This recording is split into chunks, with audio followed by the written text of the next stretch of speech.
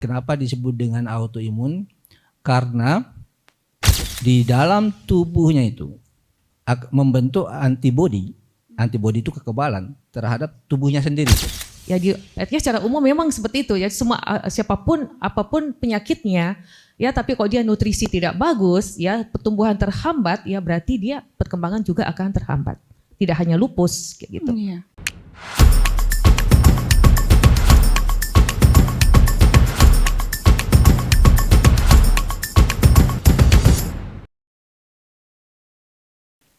Halo pemirsa, Anda menyaksikan Kabar Dika bersama saya Zulkarnain Jumar Taufik.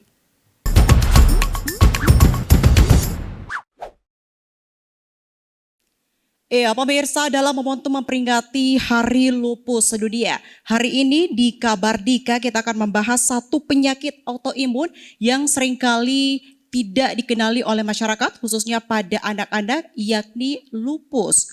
Kementerian Kesehatan Republik Indonesia, pemirsa, di tahun 2024 mencatat jika prevalensi lupus di Indonesia diperkirakan 0,5% dari jumlah pengidapnya itu lebih dari 1,3 juta orang. Dan tentunya penyakit ini dominan oleh diproduksi usia 15 sampai pada 45 tahun. Dan tentunya pemirsa, penyakit ini tidak hanya soal fisik pengidapnya, tapi juga mengenai tumbuh kembang, kemudian kondisi psikologis dan juga adalah kualitas hidup penderitanya. Dan tentunya di Kabar Dika hari ini kita akan membahas bersama seputar penyakit lupus. Telah hadir dua narasumber hebat bersama saya di Kabar Dika sore hari ini. Kita sapa yang pertama ada Profesor Dr. Aida Juliati Abaso SPAK SPGK, Kepala Departemen Ilmu Kesehatan Anak Fakultas Kedokteran Universitas Hasanuddin. Halo, assalamualaikum Dr. Aida. Ya. Waalaikumsalam warahmatullahi wabarakatuh. Gimana kabarnya, Dok? Alhamdulillah baik. Sehat ya? Sehat. Ya, terima kasih Dr. Aida sudah bergabung bersama kami di Kabar Dika.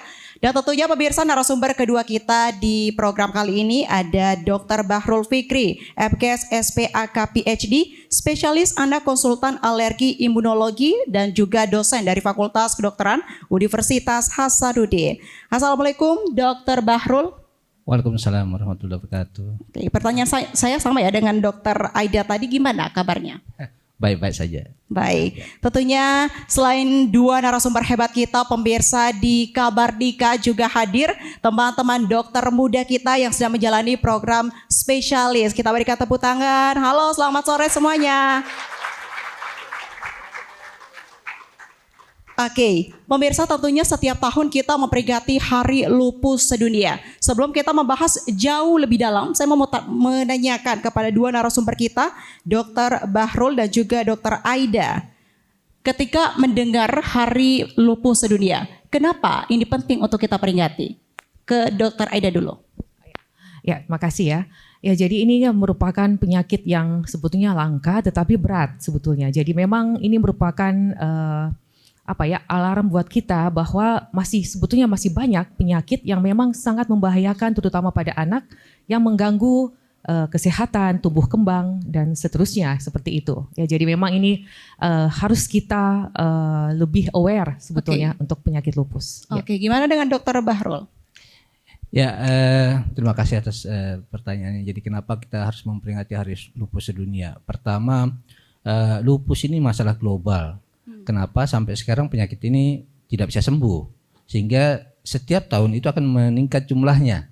Ya, kemudian untuk mendiagnosisnya atau mengetahui penyakit ini juga tidak gampang, butuh keahlian, sehingga kemungkinan prevalensi yang disebutkan tadi itu jauh lebih besar di masyarakat. Kenapa? Karena untuk mengenalinya itu tidak begitu mudah. Nah, ini tentu saja akan menjadi beban, apalagi di kemudian ini beban-beban penyakit yang tidak menular, termasuk lupus ini akan menjadi beban yang meningkat di pemerintahan, sehingga perlu mendapatkan perhatian kita. Oke. Tentunya masih bersama dengan Dr. Bahrul. Kenapa kemudian lupus ini tuh disebut sebagai salah satu penyakit yang autoimun? Ya, auto itu kan sendiri, imun itu kekebalan kayak itu ya. Jadi kenapa disebut dengan autoimun? Karena di dalam tubuhnya itu membentuk antibodi. Antibodi itu kekebalan terhadap tubuhnya sendiri. Seharusnya kan kekebalan itu untuk kuman yang dari luar, untuk alergen yang dari luar kayak gitu ya. Nah ini justru dia membentuk antibodi terhadap tubuhnya sendiri. Jadi dia lawan tubuhnya sendiri. Makanya disebut dengan autoimun kayak itu. Nah karena dia lawan tubuhnya sendiri terjadi kerusakan. Nah kerusakan-kerusakan ini akibat perlawanan dari kekebalan tubuhnya sendiri terhadap tubuhnya sendiri. Jadi dianggap tubuhnya itu lawan kayak gitu. Maka disebut dengan autoimun kayak gitu. Oke, bagi penderitanya sendiri, apa yang terjadi sebenarnya dalam tubuh mereka yang terkena penyakit lupus ini, Dok?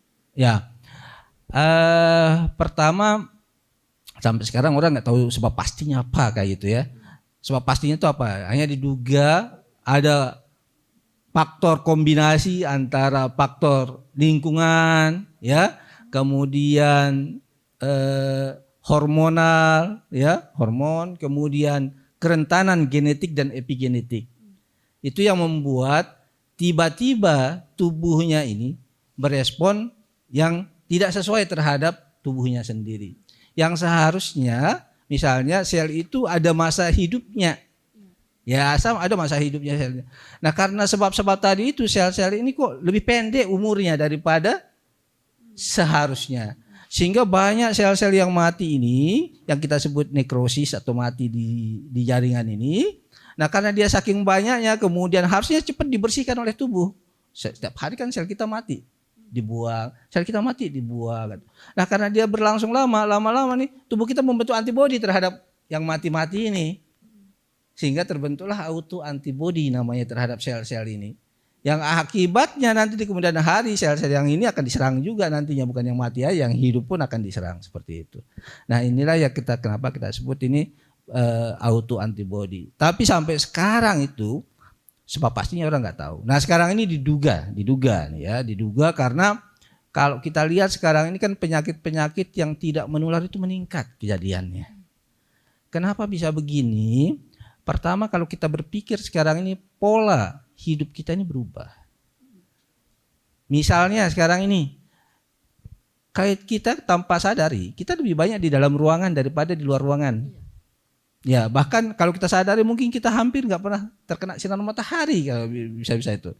Dari pagi kita masuk ruangan habis itu pakai AC dan nggak pernah keluar, nanti keluar malam. Nah, itu. Sehingga efek-efek ini juga akan berpengaruh. Kemudian pola yang kedua adalah pola makan. Sekarang ini makanan itu banyak sekali jenisnya. Dan banyak pengawetnya, pewarnanya, ya. Dan ini tentu saja akan berefek terhadap kesehatan kita. Termasuk sekarang ini yang paling banyak dibahas itu adalah tentang bakteri-bakteri di usus yang akan berubah. Karena apa? Makanan kita berubah. Kayak gitu. Nah, ini. Kemudian yang ketiga yang sekarang ini sangat-sangat diperhatikan oleh global adalah bergerak. Kita sekarang jarang sekali bergerak. Ya, bahkan kita ke rumah tetangga aja pakai motor. Ya enggak? Nah, ini juga jadi masalah. Ya. Jadi pola hidup seperti ini nanti mungkin Prof Adi akan menjelaskannya dari makanannya, ya. Bagaimana? Dan inilah beberapa hal yang diduga dalam tanda petik, tapi belum pasti saya diduga berperan penting terhadap kejadian lupus ini. Ya. Oke, kembali ke Dr. Aida. Dok, Anda melihat gimana sendiri dari sisi tumbuh kembang anak? Seberapa besar sih dampaknya lupus ini terhadap kesehatan anak secara umum? Ya, terima kasih ya. Ya, jadi sebenarnya ini kan kalau biasanya penyakit lupus itu masuk di rumah sakit, itu kan sebenarnya dia sudah berat sebetulnya. Ya, jadi sebelum itu pasti sudah ada, artinya sebelum dia masuk rumah sakit pasti sudah sering-sering sakit sebetulnya ya. Nah, jadi kalau anak sering sakit kan berarti dia pertumbuhannya terhambat. Ya, artinya otomatis makannya tidak bagus ya, seperti itu. Nah, jadi kalau dia makan tidak bagus ya, otomatis dia ya berarti tumbuhnya tidak bagus. Nah, kalau tumbuh tidak bagus ya berarti akan ikut juga perkembangan tidak akan bagus juga. Ya, seperti itu. Ya, artinya secara umum memang seperti itu ya, semua siapapun apapun penyakitnya ya, tapi kalau dia nutrisi tidak bagus ya, pertumbuhan terhambat ya berarti dia perkembangan juga akan terhambat. Tidak hanya lupus kayak gitu. Iya, ya, betul sekali. Secara umum ya. Ya. Tapi dari kondisi fisik dan juga gizi anak sendiri, apakah ada yang menjadi tanda-tanda untuk perhatian nih bagi orang tua anak? Ya, saya bicara umum dulu ya supaya kita bisa mengetahui yang umumnya yang bagaimana. Nah, apa yang dimaksud dengan makanan yang sehat sebenarnya?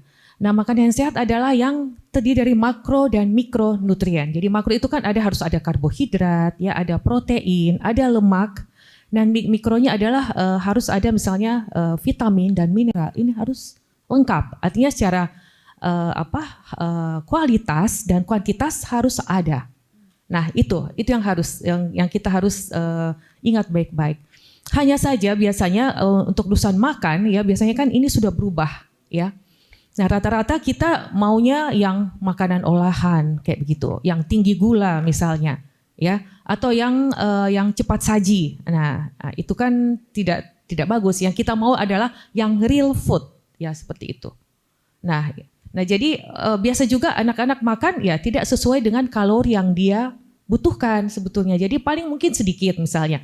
Atau ada juga yang berlebih. Nah, itu juga anaknya jadi obesitas. Ya, itu juga masalah sebetulnya, malnutrisi juga. Ya, tetapi rata-rata kok anak lupus ini ya, kita ke lupus ya. Kok anak lupus ini biasanya dia gizi buruk biasanya. Saya jarang melihat yang gemuk, jarang-jarang sekali saya lihat seperti itu. Nah, jadi kalau memang begitu berarti kita dari gizi sih kita harus berhitung kalori berapa yang dia harus butuhkan setiap hari. Ya, kemudian makanan-makanan apa, jenisnya apa, nah itu yang harus kita pikirkan ya kalau dari segi nutrisi. Cuma ada beberapa hal yang seperti lemak, ya lemak itu penting. Kenapa? Karena ada misalnya asam lemak tak jenuh, ya itu yang sangat penting seperti omega 3. Ini kan kita tahu lupus kan ada inflamasi, ya ada peradangan ya seperti itu ya. Nah ini omega 3 anti-inflamasi misalnya, kayak gitu. Itu banyak di ikan, ya ikan salmon, ikan kembung misalnya, ya itu tinggi, sangat tinggi dengan omega 3.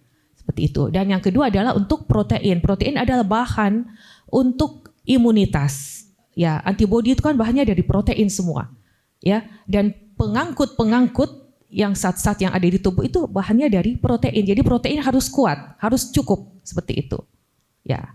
Jadi memang secara umum memang seharusnya seperti itu ya, seperti itu. Cuman ada memang beberapa kayak omega 3 ya, kayak gitu memang sangat penting untuk anak lupus ya. Ya, itu saja sementara. Oke. Apakah kemudian kalau Dokter Aida sendiri melihat pola hidup ataupun pola makan anak saat ini tuh bisa saja mempengaruhi penyakit autoimun seperti lupus tadi, Dok? Bisa. Oke. Artinya bukan cuma lupus saja, banyak kayak kanker dan sebagainya itu banyak. Ya, kalau kita datang ke Rumah Sakit Wahidin di Mother and Child Center itu di lantai 7 itu 2 wingnya itu kanker semua. Oke. Ya. Dan kita tahu bahwa individu itu kan dipengaruhi oleh genetik dan lingkungan. Ya, 20% genetik, 80% lingkungan. Salah satu lingkungan adalah nutrisi. Seperti itu. Ya, jadi anak-anak sakit dan sebagainya itu ya saya rasa kurang lebih sebagian besar mungkin ada penyebabnya dari nutrisi.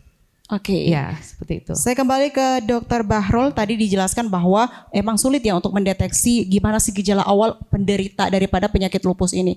Apa kemudian yang membuat gejala ini tuh sulit terdeteksi? Apakah memang gejalanya sama dengan penyakit-penyakit lainnya atau gimana? Ya, terima kasih Dizul. Jadi pertanyaan cukup bagus. Pertama, lupus ini dikenal sebagai penyakit 1000 wajah. Kenapa disebut 1000 wajah? Karena manifestasinya atau gejala yang muncul itu beragam sekali. Misalnya ada anak sering-sering panas, ya, kemudian berat badannya sulit naik, ya, kemudian rambutnya rontok. Kalau dikatakan bisa mengarah lupus, bisa saja.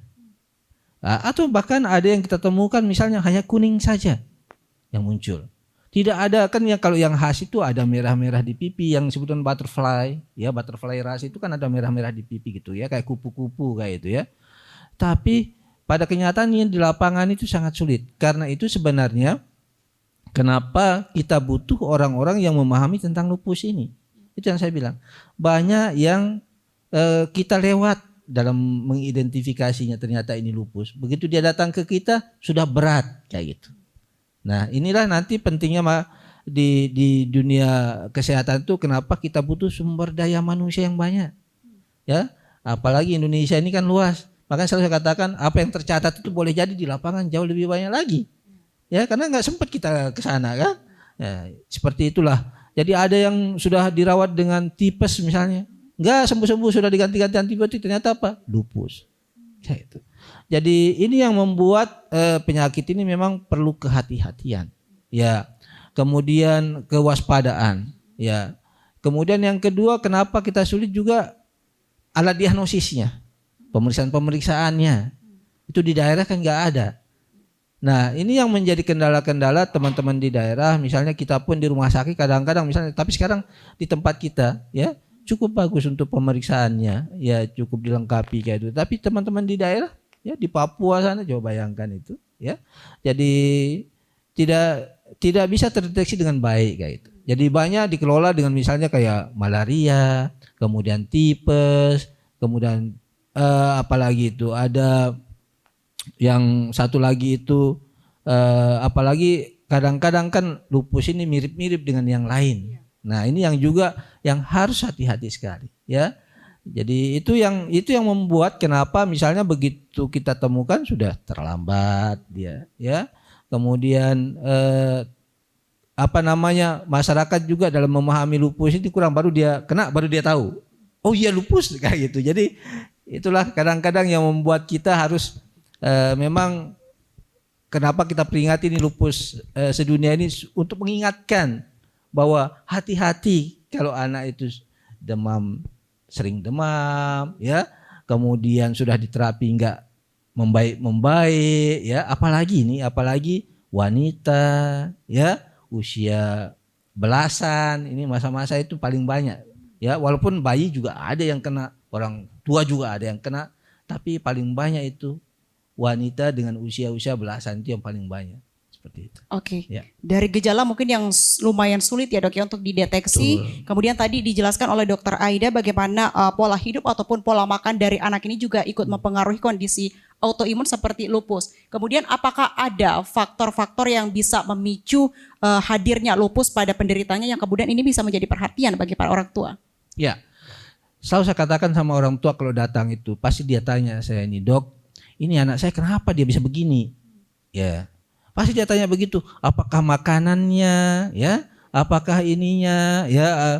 Tadi sudah dijelaskan sama Prof Aida bahwa lingkungan salah satunya itu makanan di situ, ya. Dan sekarang kalau kita lihat nih, kehidupan kita ini berubah loh, ya. Mungkin Zul sekarang jarang melihat ibunya memasak gitu kan, enggak, sekarang tinggal order saja pakai Grab, datang tuh makanan, ya enggak. Habis itu kopi banyak sekali jenisnya. Dulu orang ngopi kayaknya kopi hitam aja. Ya enggak? Nah, sekarang sudah berbagai macam kopi, sudah ditambah macam-macam, ya. Sehingga sangat sulit memang sekarang ini harus kita berhati-hati. Selalu kata-kata orang tua bahwa perubahan ini yang berubah sekarang ini, ya. Pertama, pola lifestyle ini, makanan terutama. Yang kedua, kita jarang terkena paparan sinar matahari ini juga. Sekarang itu banyak diasumsikan bahwa matahari ini sangat penting untuk kesehatan kita, termasuk autoimun. Ya. Matahari ini kan sumber vitamin D. Ya. Kalau Anda kurang kena sinar matahari, makanya sekarang ini banyak sekali ini bukan ada ini banyak sekali mendapatkan defisiensi vitamin D. Ya, belum lagi vitamin C. Semua ini penting sekali. Ya, bisa memunculkan tanda-tanda autoimun seperti itu. Ya. Jadi saran saya adalah pola hidup yang sehat. Ya. Oke, saya kembali ke dokter Aida. Melihat tadi gejalanya yang mungkin sulit untuk dikenali ya dok ya, karena menyerupai penyakit-penyakit lain. Kemudian ini bisa saja menyebabkan penyakit lupus pada penderitanya itu agak sulit atau telat ditangani. Nah, bagaimana kemudian pengaruhnya itu terhadap pertumbuhan dan juga status gizi pada anak ya? Ya, makasih. Ya, jadi kalau misalnya ada datang pasien dengan lupus ya, biasanya kami kan melihat dulu status gizinya. Ya, status gizinya, berat badan menurut umur bagaimana, panjang badan menurut umur bagaimana, kemudian berat badan menurut panjang badan juga bagaimana. Nah, dari situlah kita menilai, kita mendiagnosis anak ini dia gizi buruk kah, dia gizi kurang kah, ada stunting atau tidak. Ya, jadi kami tata laksana sesuai dengan diagnosis gizi. Ya, kayak begitu. Nah, jadi kalau misalnya tergantung juga alur tempat masuk makanan. Kalau memang dia masih bisa makan, berarti ya lewat seperti biasa. Ya, tapi kalau misalnya tidak bisa makan, ya berarti kita pasang selang biasanya, kayak gitu. Ya, pasang selang. Jadi karena memang ini anaknya kadang berat, betul ya, kadang berat. Nah, kalaupun misalnya tidak bisa juga, misalnya ada masalah pencernaan, ya berarti apa boleh buat kita memberikan nutrisi parenteral, jadi secara infus kita berikan makanannya lewat situ. Ya, kalau memang keadaannya memang berat ya kayak gitu. Ya, jadi ada kadang yang sesak apa semua itu apa boleh buat tidak bisa, ya tidak bisa kita berikan. Ya, ya hanya saja ya pelan-pelan, misalnya kok memang tidak ada komplikasi, ini kan banyak komplikasinya nih lupus ya, banyak. Jadi kalau misalnya dia membaik, alhamdulillah, tapi mungkin tidak hilang betul penyakitnya. Nanti Dokter Bahrul jelaskan. Ya, jadi sekali lupus mungkin ya memang agak susah lepas seperti itu. Tetapi kami dari nutrisi ya tetap kita memberikan sesuai kebutuhan anak. Ya, berapapun kalorinya, ya mudah-mudahan dari kita bisa aturkan dan diberikan yang sesuai kebutuhan dari anak ya. Artinya upaya terus dilakukan oleh dokter ya dok, bagaimanapun itu keadaan penderitanya ya dok. Ya, otomatis seperti itu. Ya. Okay. Luar biasa. Kita berikan tepuk tangan terlebih dahulu untuk dua narasumber kita, ada Dokter Bahrul dan juga Dokter Aida. Dan tentunya pemirsa kita akan membahas lebih jauh lagi ya dok ya seputar lupus, tapi jangan kemana-mana, tetap bersama kami di Kabar Dika.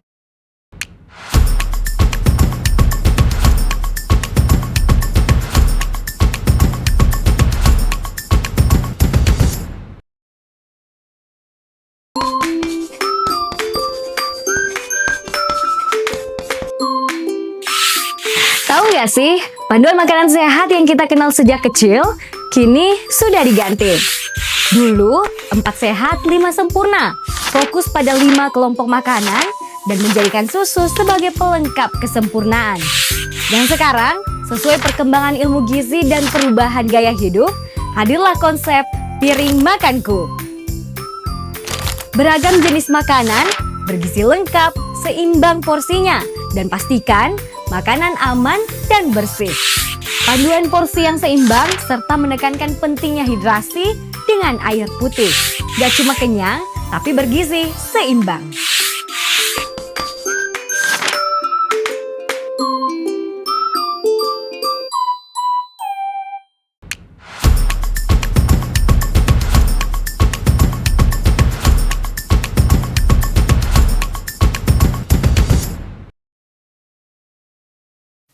Iya, masih bersama kami pemirsa di Kabar Dika bersama dua narasumber hebat kita, ada Dokter Aida dan juga Dokter Bahrul.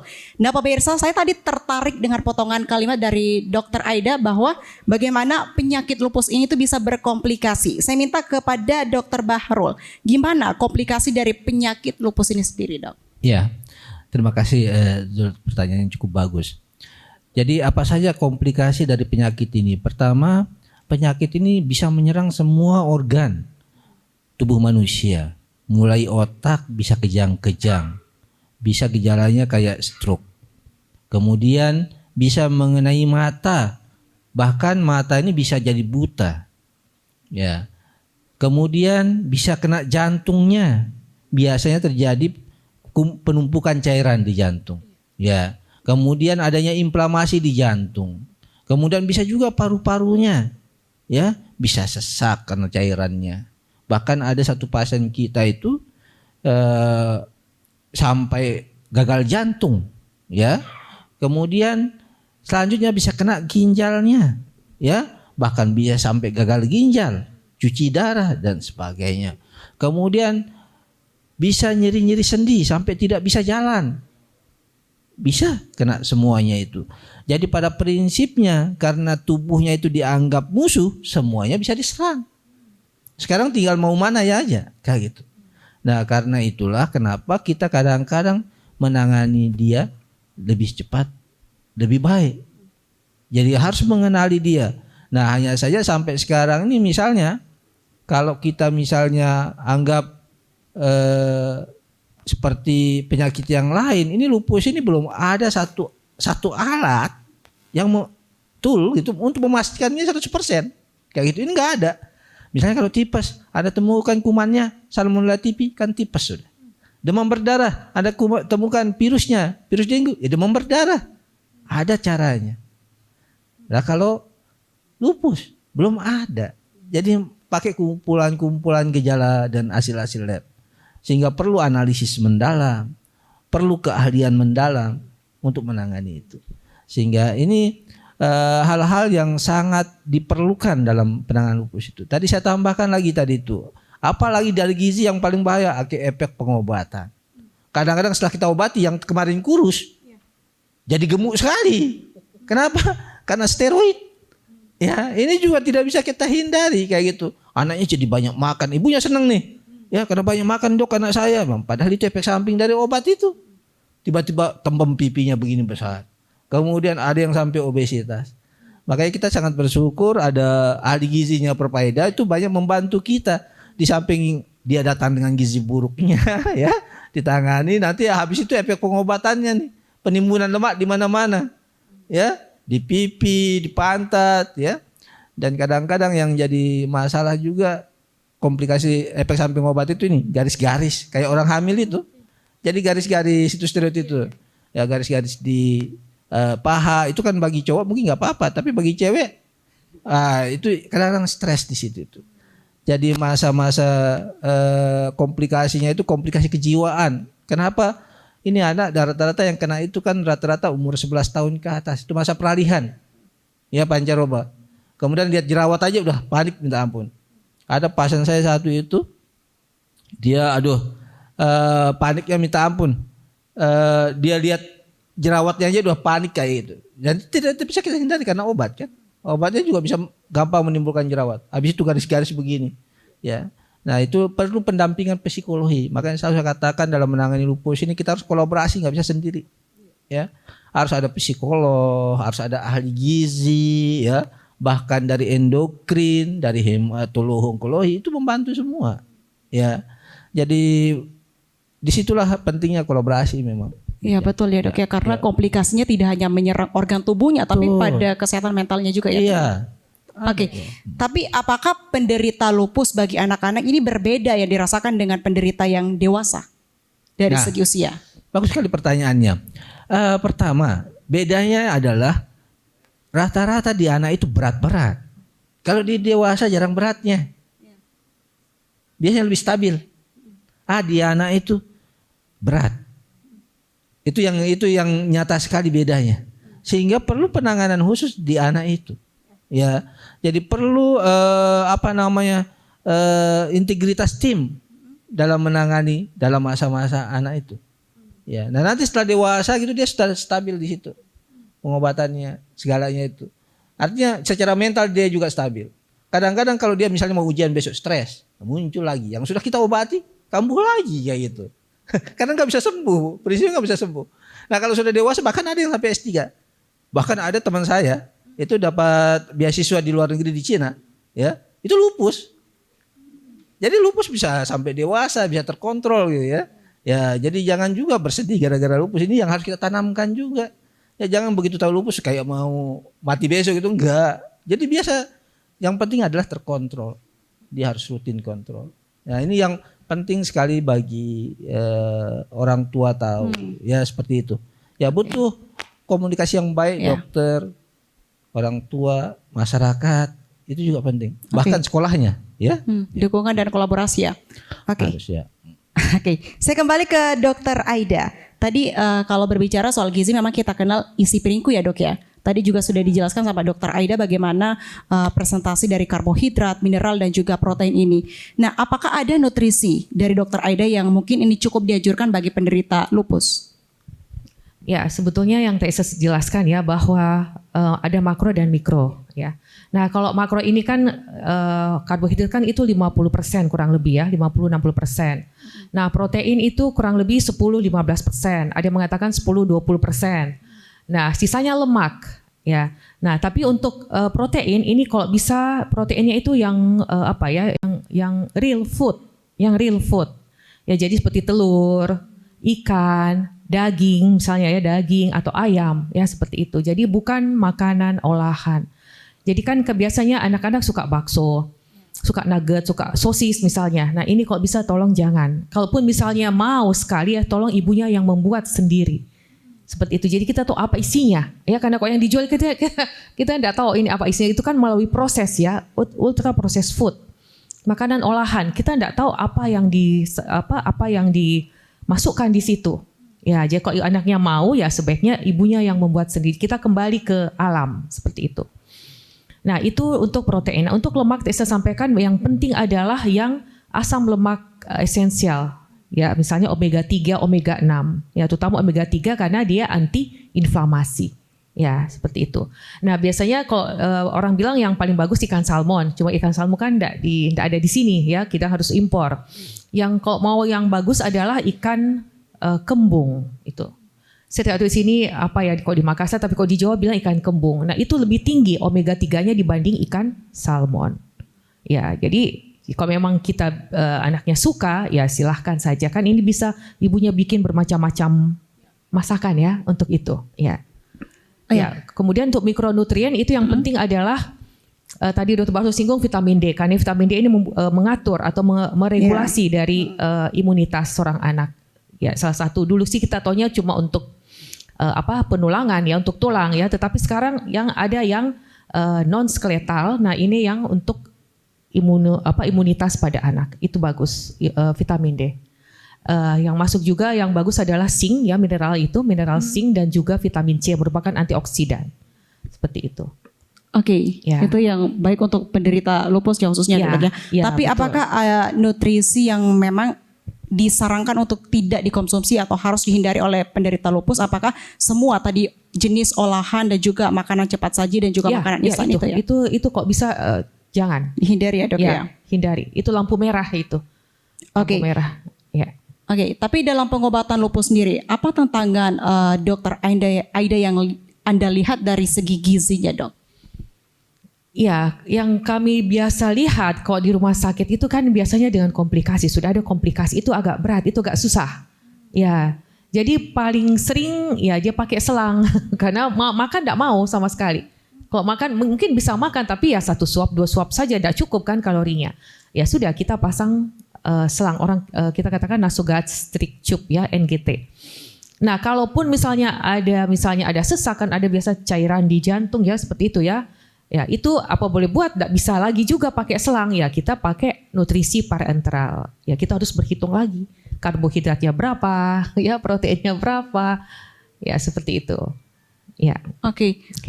Terima kasih Dokter Aida. Saya kembali ke Dokter Bahrul. Tadi disinggung ya dok ya kalau bagaimana penyakit lupus ini agak susah atau sulit untuk sembuh ya dok ya. Tapi sejauh ini berarti belum ada obatnya atau memang sudah ada obatnya, cuman ya memang belum mampu untuk melawan penyakit lupus ini sepenuhnya. Ya, pertama saya tekankan dulu bahwa penyakit lupus tidak sembuh. Tetapi, ada tetapinya nih, bisa remisi total. Remisi total itu maksudnya apa? Gejala klinisnya hilang, laboratoriumnya normal, ya. Tetapi kadang-kadang masih harus tergantung obat. Begitu kita stop obatnya muncul lagi, kayak gitu. Itu bedanya. Kalau sembuh kan nggak diobati dia bisa jalan aja kayak gitu. Nah ini yang sehingga tidak ada istilah kata sembuh itu.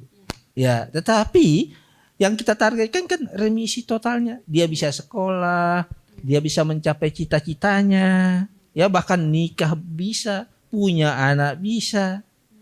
Nah itu yang kita targetkan supaya kualitas hidupnya itu hampir sama dengan orang normal.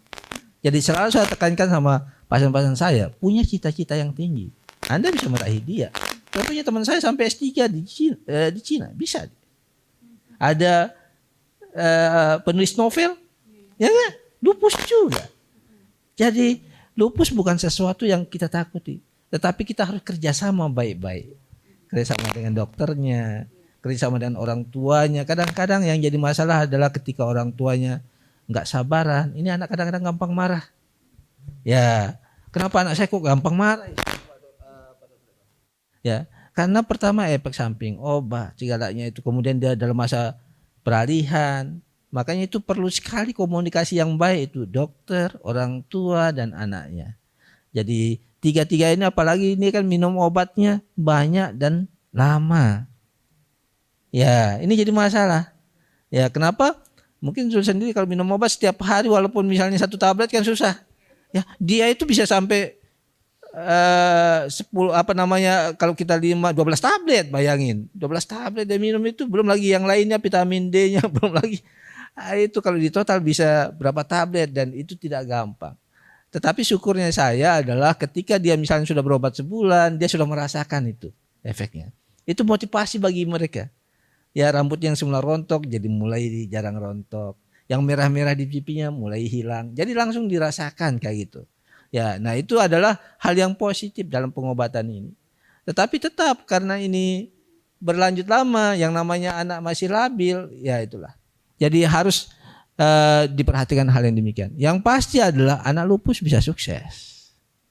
Ya, itu harus ditekankan. Ya, jadi jangan lagi di sekolahnya lagi. Ini di sekolah juga harus kerjasama baik dengan guru. Jangan disamakan dengan anak yang biasa, disuruh lari, suruh olahraga macam-macam, nanti kecapean muncul lagi penyakitnya. Ya, dia boleh sekolah, boleh ulangan, boleh belajar, tapi yang berat-berat jangan kayak gitu. Ya, mendingan dia menggambar. Saya selalu bilang, mendingan ikut menggambar, menyanyi. Itu kan nggak butuh tenaga yang berlebihan. Karena begitu dia kecapean begitu muncul lagi kadang-kadang itu. Ya, jadi harus kerjasama dengan gurunya juga. Ya, jadi saya selalu katakan kalau gurunya nanti nggak ngerti, biar saya aja, suruh telepon saya bilang itu kan. Kenapa? Karena untuk menjelaskannya juga tidak gampang. Ya pada guru kayak itu ya. Saya kira begitu. Oke, dan itu aman ya dok bagi mereka yang harus mengkonsumsi obatnya dalam jangka yang panjang ya dok ya? Harus itu makanya saya bilang kata-kata nggak sembuh itu kalau dia minimal saja ya, kalau tidak ada masalah di perjalanannya itu, kalau dia lupus biasa sampai 2 tahun. Kemudian itu pun nanti ada lagi misalnya kayak gitu. Itu kalau nggak ada apa-apa dengan perjalanannya fine-fine saja. Lupus nephritis itu bisa sampai 3 tahun. Ya, ini ya kan nggak gampang. Ya obat TBC saja yang 6 bulan susahnya juga minta ampun. Ya apalagi obat ini lama. Ya tapi syukurnya kita adalah itu yang saya bilang. Dia bisa remisi total itu. Ya remisi total itu anaknya baik sekali. Ya makanya begitu dia menginjak dewasa sudah hampir stabil dari dewasa itu. Kecuali kalau ada apa-apa misalnya dia tiba-tiba infeksi berat kena demam berdarah. Nah kadang-kadang lupusnya itu bisa muncul itu. Ya jadi itu yang harus kita hati-hati yang begitu itu.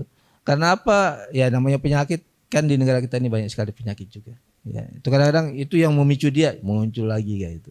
Ya. Oke, dan mereka juga berhak punya mimpi ya dok ya, menikah juga bahkan. Tapi ketika misalnya memilih menikah, apakah bisa memungkinkan besar meneruskan kepada keturunannya anaknya atau? Kalau ditanya bisa.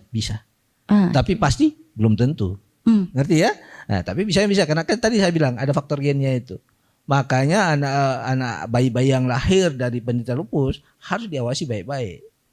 Begitu lahir harus cek antironya, ya ada kelainan tidak. Itu yang saya katakan kolaborasi dan kerjasama itu penting sekali. Ya, tidak bisa kita tangani sendiri itu nggak bisa. Ya, supaya apa? Supaya kualitas hidup pasien ini baik kayak itu. Ya termasuk dengan gurunya. Coba bayangin. Ya, apalagi saya misalnya harus konsul ke mata. Kenapa? Jangan sampai kita tidak tahu nih di mata ada apa nantinya. Ya, jangan-jangan kalau kita tahu awal kan bisa kita tindaki. Apalagi ke mata ini bisa karena lupus ya, bisa karena obatnya. Jadi makanya setiap 3 bulan sekali minimal dia harus kontrol mata. Ya, setiap 6 bulan sekali paling tidak dia harus kontrol jantung. Ya, nah syukurnya sekarang kita itu adalah semuanya ditanggung BPJS. Jadi itu sangat membantu sekali bagi penderita-penderita ini. Ya, jadi harapan kita dan kita sudah sekarang ini ya. Ini hanya saya aja yang ini banyak sekali kerjaan. Di UNAS kita sudah membangun namanya PAS, yaitu Persatuan Autoimun Sulawesi Selatan. Itu diresmikan oleh Pak Rektor itu sebenarnya. Hanya ini karena saya sibuk sekali ya baru sekarang ini lagi kita membahas tentang lupus ini ya. Nanti kapan-kapan lagi mungkin akan kita bangkitkan lagi itu. Itu dulu Pak Rektor yang membuka itu. Dan Pak Rektor juga sambutannya cukup bagus, terima kasih banyak. Ya, artinya bahwa spot sekarang ini terhadap penderita lupus ini sudah cukup bagus. Hanya perlu memang banyak hal. Ya, seperti misalnya pemeriksaan nanti di SDNA ini masih bayar sekarang ini kan. Ya, jadi kita berharap nantinya itu bahwa semua untuk penderita-penderita yang begini ini harus ditanggung karena kasihan mereka ini. Kalau bisa itu semuanya ada. Kenapa? Karena ini penyakit susah kayak gitu ya. Sudah susah terus kita tidak bisa memeriksanya kan kasihan. Ya, jadi tidak seperti misalnya tipes sudah jelas alatnya, pemeriksaannya. Ini kadang-kadang kita harus lengkap semua. Saya selalu berpikir lengkap semua dan itu sebenarnya mahal. Ya, tetapi sekarang alhamdulillah sudah ditanggung sebagian besar oleh BPJS. Ya. Oke, nah tentunya tadi saya menangkap dari Dokter Bahrul bahwa kalau dia memberi jeda dalam konsumsi obat, khususnya penderita lupus, itu bisa memicu kambuhnya kembali penyakitnya. Selain daripada itu, apakah ada penyebab lain yang bisa memicu kekambuhan? Iya, kambuhnya mereka. Iya, pertama yang bisa menyebabkan kambuhan itu adalah stres, baik stres fisik maupun stres mental. Hati-hati, ya. Yang kedua, aktivitas yang berlebihan. Kecapean. Kadang-kadang ini kadang-kadang rata-rata ini anak sekolah semua nih. Kalau mau ujian kadang-kadang di force tenaganya, ngelembur begitu dia mengatakan dirinya sehat segalanya itu. Udah mulai kemana-mana. Apalagi nanti kalau musim lebaran nih, saya paling khawatir itu. Saya sebagai dokternya itu paling khawatir itu kalau musim lebaran.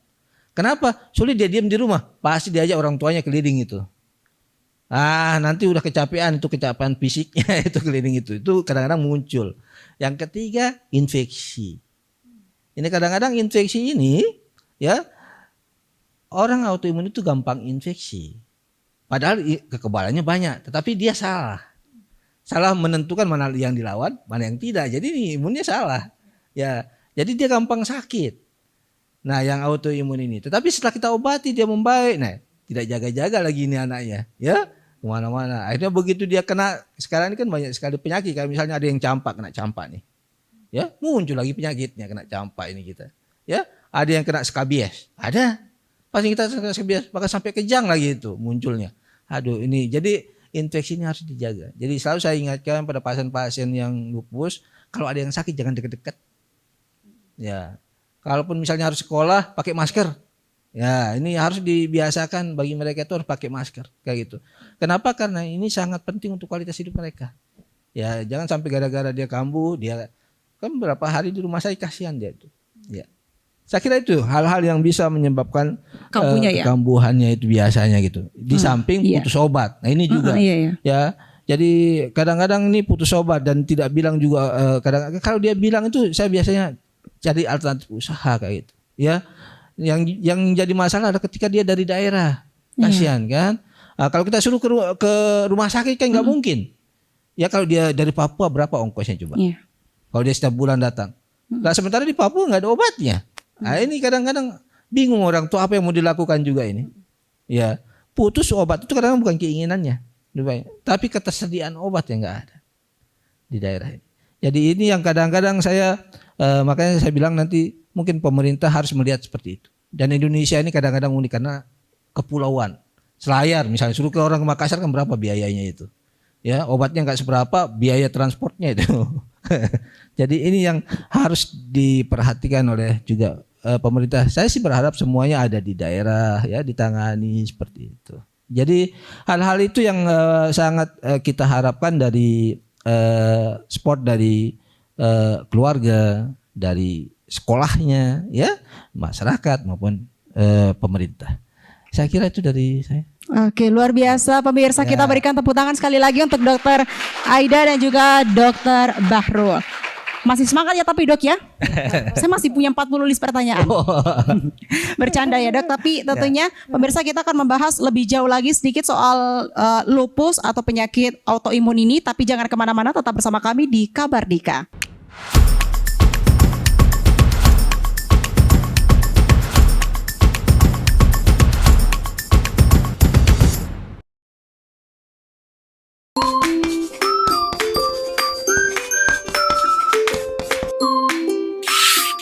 Tahu gak sih, panduan makanan sehat yang kita kenal sejak kecil, kini sudah diganti. Dulu, 4 sehat, 5 sempurna. Fokus pada 5 kelompok makanan dan menjadikan susu sebagai pelengkap kesempurnaan. Dan sekarang, sesuai perkembangan ilmu gizi dan perubahan gaya hidup, hadirlah konsep piring makanku. Beragam jenis makanan, bergizi lengkap, seimbang porsinya, dan pastikan makanan aman dan bersih. Panduan porsi yang seimbang serta menekankan pentingnya hidrasi dengan air putih. Gak cuma kenyang, tapi bergizi seimbang.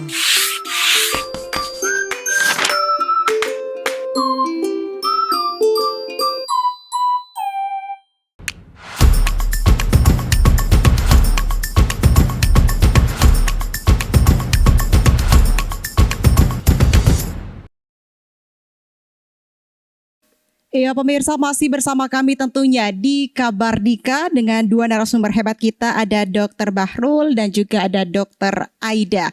Nah pemirsa, di sesi kali ini saya tidak akan meminta kedua narasumber kita yang hadir hari ini untuk menjawab pertanyaan saya, karena di Kabar Dika hari ini juga telah hadir sebagaimana yang saya sebutkan di awal adalah teman-teman dokter muda kita yang sedang menjalani program dokter spesialis. Dan saya akan meminta mereka untuk memberikan pertanyaan kepada narasumber kita.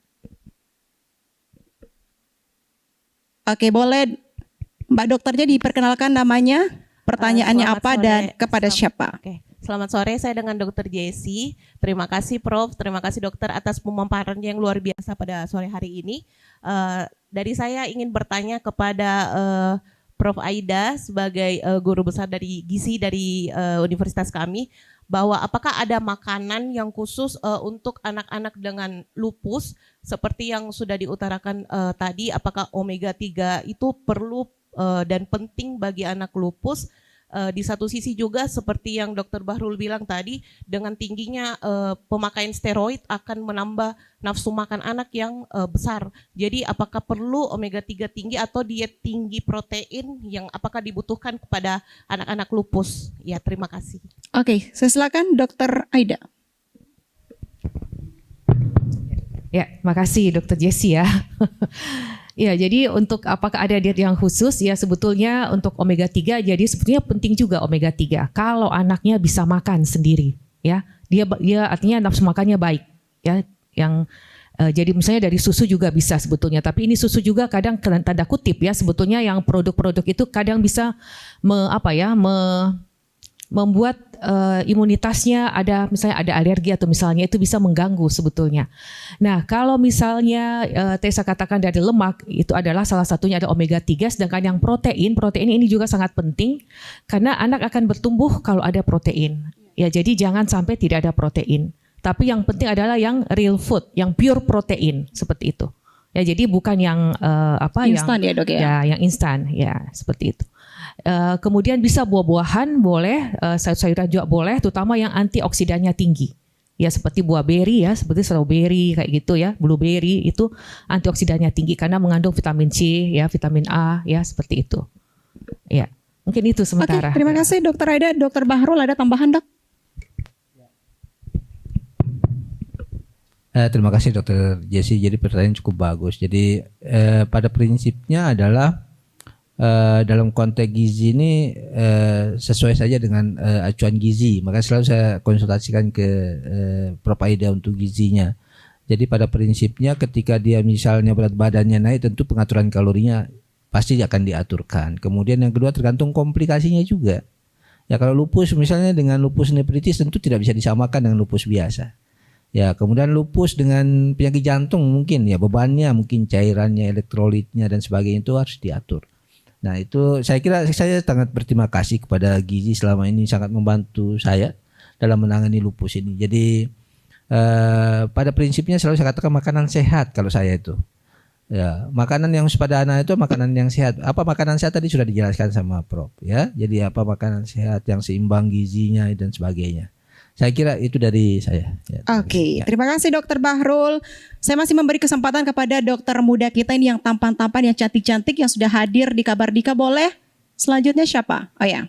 Terima kasih atas kesempatan yang diberikan kepada saya. Saya Dr. Wina. Sebelumnya terima kasih atas pemaparannya Prof. Dr. Aida Juliati Abaso, konsultan nutrisi dan penyakit metabolik, dan Dr. Bahrul Fikri, konsultan alergi dan imunologi. Seperti yang kita hadapi sehari-hari di pertanyaan ini saya tujukan kepada Dr. Bahrul. Seperti yang kita hadapi sehari-hari di Poli, Dok, kita sering mendapatkan kasus dengan severe SLE yang sudah berat dari rujukan dari berbagai daerah. Yang ini saya tanyakan, tanda awal apa yang sebenarnya yang paling sering terlewat sehingga diagnosis menjadi terlambat, pasien sudah datang dengan kondisi berat. Terima kasih, dokter. Oke, Dokter Bahrul boleh? Ya, terima kasih banyak Dokter Wina ini. Kebetulan ini banyak teman adik-adik ini kan dari daerah. Jadi ketika dia berada di Wahidin, dia lihat semua pemeriksaan. Nah, mereka khawatir di daerah bagaimana ya nanti ya kayak gitu. Ya, saya usah katakan bahwa dalam konteks autoimun itu adalah pertama lupus ini bagian dari autoimun, dan autoimun itu kadang-kadang mirip-mirip. Satu autoimun yang lain dengan autoimun yang satunya mirip-mirip gejalanya. Yang kedua, satu autoimun bisa bagian dari autoimun yang lainnya. Artinya apa? Perlu ketelitian kita sebagai dokter. Perlu kelengkapan diagnosis. Tentu saja semakin tinggi banyak yang alat-alat diagnosisnya kita, ibarat kita menetapkan maling, semakin banyak barang bukti kan semakin bagus. Ya kan? Sama. Jadi bukti semakin banyak, data-data semakin banyak, itu semakin cepat kita. Makanya saya katakan, untuk menegakkan diagnosis itu, kita pakai klasifikasi harus lengkapi semuanya. Apa yang ada di situ? Ada pemeriksaan ANA-IF, ada pemeriksaan C3, C4, harus lakukan itu. Tidak bisa kita setengah-setengah. Misalnya, cukup gejalanya saja, cukup ininya baru kita terapi. Nanti bukan lupus bagaimana? Anda sudah terapi ternyata bukan lupus, terus bagaimana? Jadi tidak ada cara lain bagi kita seorang dokter. Selalu saya katakan, jadilah dokter yang profesional. Jangan setengah dokter, setengah dukun. Ya, artinya apa? Kita perlu kelengkapan. Ketika orang dikatakan lupus harus ada buktinya dong. Masuk kriterianya itu semua. Ya periksa aja semuanya. Nah kadang-kadang di daerah kan ini yang selalu katakan, di daerah ini kadang-kadang ya adanya cuman ini. Ya itu yang susah kita. Ya ini kadang-kadang makanya selalu katakan perlu dukungan pemerintah. Dalam hal apa? Pertama dalam hal pengobatan tadi, perlu penyediaan obat di situ. Ya, yang kedua dalam konteks diagnosis. Ya, sekarang ini kalau kita dulu berbicara COVID, ya COVID kan, PCR kan sampai ke daerah-daerah tuh, di drop itu alat-alat PCR. Ya nggak bisa kan pemerintah? Kenapa lupus tidak? Ya nggak, tergantung bagaimana makanya adik-adik ini bisa bernegosiasi, dan pemerintah juga. Ingat kita ini terkadang pemerintah ini kan seharusnya kan banyak subsidinya ke rumah sakitnya itu. Ya, hanya kadang-kadang kan menjadi alat politik juga karena ini susah saya kadang-kadang.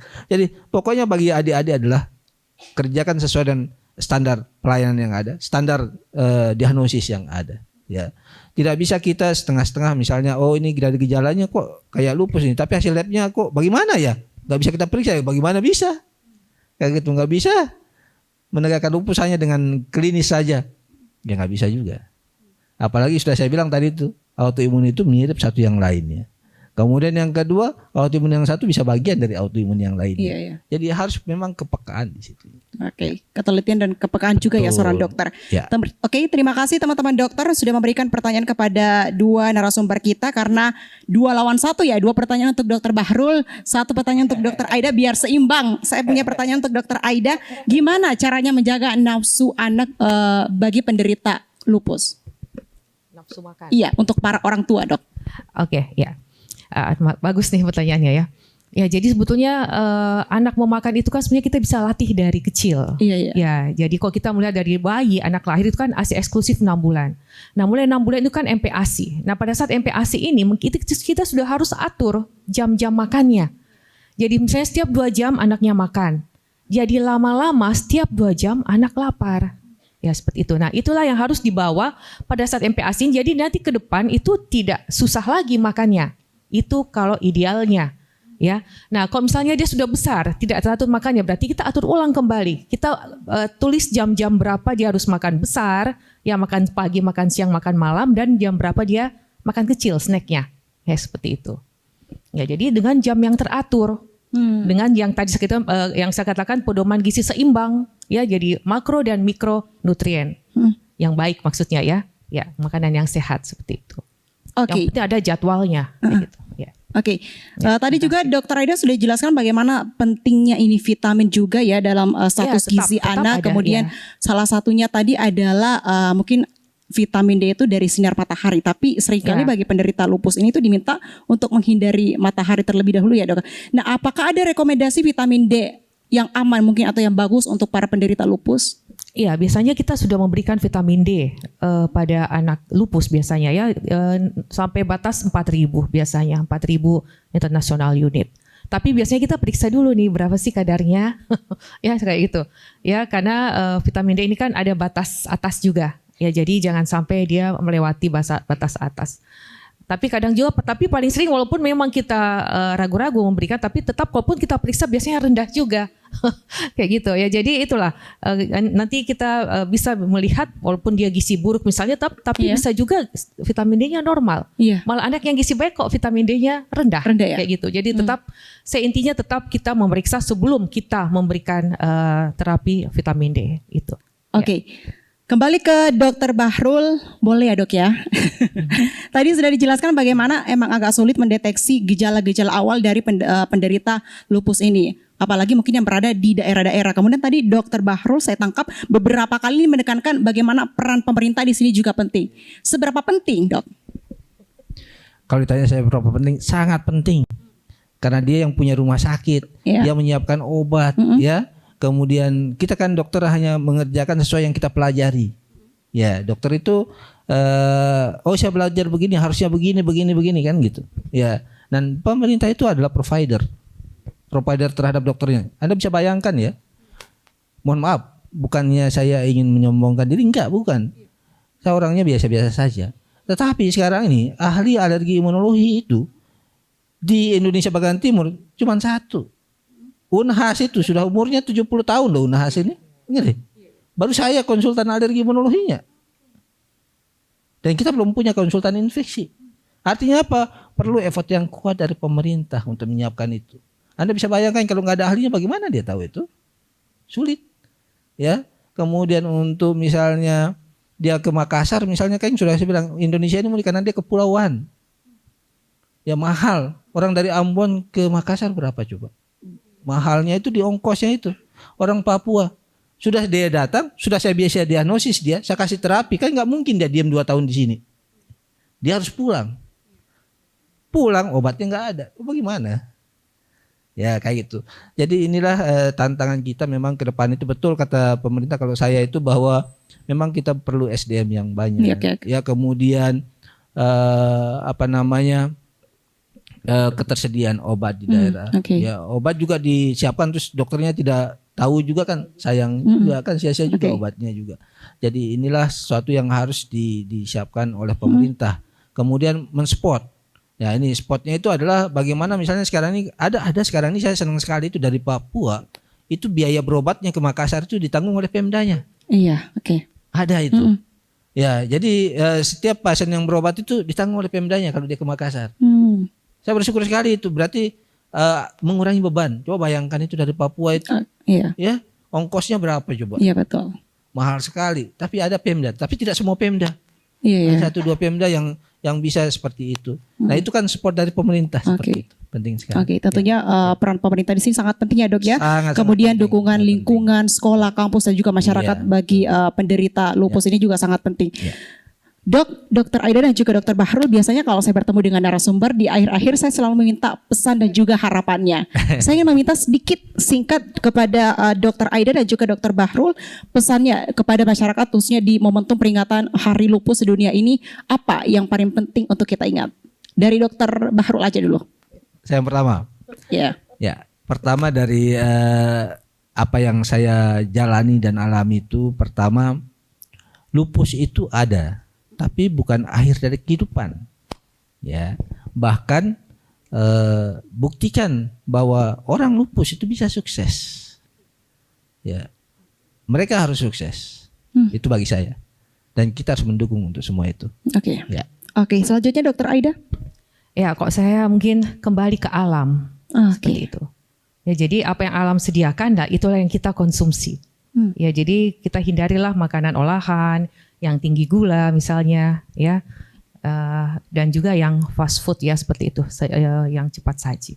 Mungkin itu saja, kembali ke alam itu saja. Ya. Oke, boleh teman-teman kita berikan sekali lagi tepuk tangan yang luar biasa untuk narasumber kita di Kabar Dika hari ini, Dokter Bahrul dan juga Dokter Aida. Kenapa Dokter Dika ya dok ya? Dan tentunya pemirsa memang kalau kita lihat lupus memang ini menjadi tantangan terutama bagi anak muda, anak-anak yang berusia muda dan juga keluarganya. Namun dengan deteksi dini, kemudian pengobatan yang tepat dan juga dukungan dari pemerintah, masyarakat dan juga sekitarnya, penderita lupus seperti dikatakan oleh Dr. Bahrul dan juga Dr. Aida, mereka juga bisa tumbuh sukses, tumbuh kembangnya untuk meraih impiannya ya dok ya. Untuk itu saya ucapkan terima kasih kepada Profesor Dr. Aida Juliati Abaso SPAK, SPGK dan juga Dr. Bahrul Fikri MKS SPAK PhD sudah hadir bersama kami selama 1 jam ya kurang lebih di Kabardika. Terima kasih juga kami ucapkan kepada teman-teman dokter muda yang sedang menjalani pendidikan dokter spesialis. Semangat ya semuanya. Dan tentunya terima kasih juga kepada seluruh pemirsa Unhas TV yang setia menyaksikan program Kabardika. Kabardika hari ini saya Zulkarnain Jumar Taufik mewakili kru yang bertugas pamit undur diri dan sampai jumpa.